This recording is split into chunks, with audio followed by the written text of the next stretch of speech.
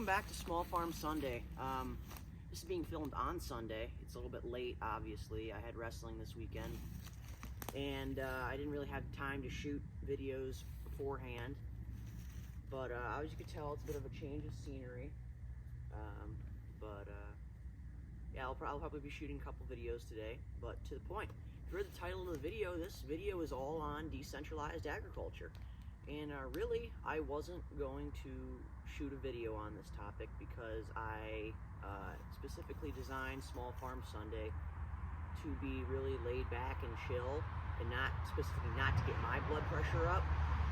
But this really grinds my gears when people who don't know about agriculture, well, if you've read the title, you obviously know the topic of the video. It's about decentralized agriculture and rising meat prices and why the two interlink. It really grinds my gears when people don't know farming, like city people or people who are just not educated, blame farmers for rising meat prices.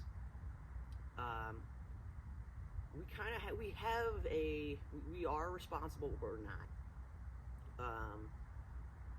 Really, we're partially responsible, but we aren't, if that makes sense. This story really begins back in the 60s. In about 1965, 1966, the United States Department of Agriculture starts pushing for an industrious style of farming, which is completely opposite to my viewpoint on agriculture. I'm very to the old school thought of decentralized, mom and pop style agriculture, a couple 100-acre farms here and there. A, because I like old equipment, and that's really the only scale that old equipment can be used in. B, it's more sustainable, it's better for the environment. C, it provides more life to local business, which supports your local businesses, people. And in my opinion, I think there's more diversity in products. There's more regional diversity. Like I hate seeing avocados in wintertime. I hate it because it's wrong. It shouldn't be. But to the point of the video, I was reading a Farm Progress magazine, and I saw someone complaining about. It was an older magazine. It was an older article, like back in 2021, 2022, about how rising meat prices were, or specifically pork prices, because they had shut down a bunch of these pork processing facilities because of the Rona, or the COVID-19 virus. And COVID-19, I'm not going to talk about it because obviously there's 100 different speculations and theories and whatever. But as a result of COVID-19, they had to shut down so many of these pig farms. And it's a simple matter of supply and demand. If there's more demand for pork prices and there isn't a supply, or there's more demand for pork and there's less of a supply, obviously prices are going to skyrocket. And what people don't understand about this is this wouldn't have been a problem if we had adopted or stuck with decentralized agriculture. And what that means is there would be 500 farms with 200 pigs instead of five farms with 200,000 pigs, if that makes sense. Because if one farm goes down, say we have 5 massive pork facilities or 5 massive pig farms in the United States, one goes down, or one gets one disease goes through it, one swine flu, that's 1/5 of our pork production is down for God knows how long.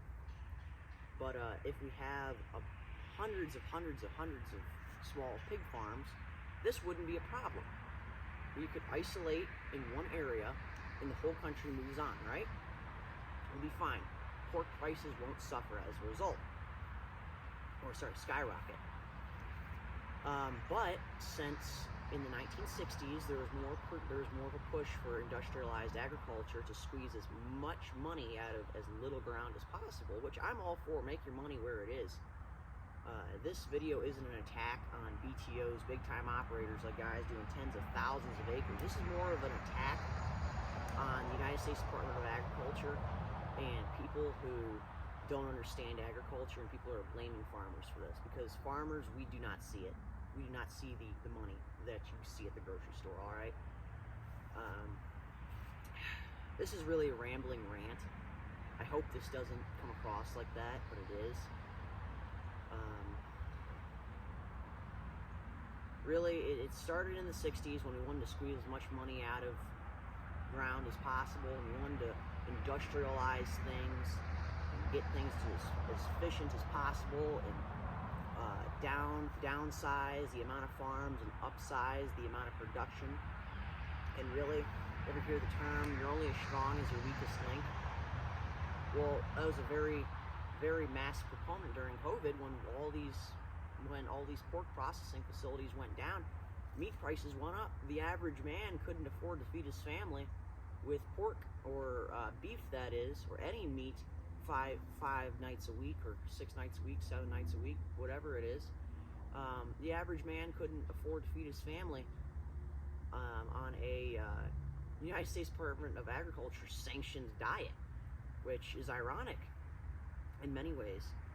But that's all I want to say. It really is just a rant, really, about people don't understand that more quantity has its quality, if that makes sense. If you have smaller, quantity has its own quality within its own. And if you have that, there's more redundancy. That's all I'm saying. There's more redundancy in the system, and less things can go wrong. Too long, didn't read, TLDR. The whole point of this video is the pork and beef system that we have here in America right now. It works great till it doesn't. That's all I gotta say, really. Thank you for listening to my rant, and take with it what you will.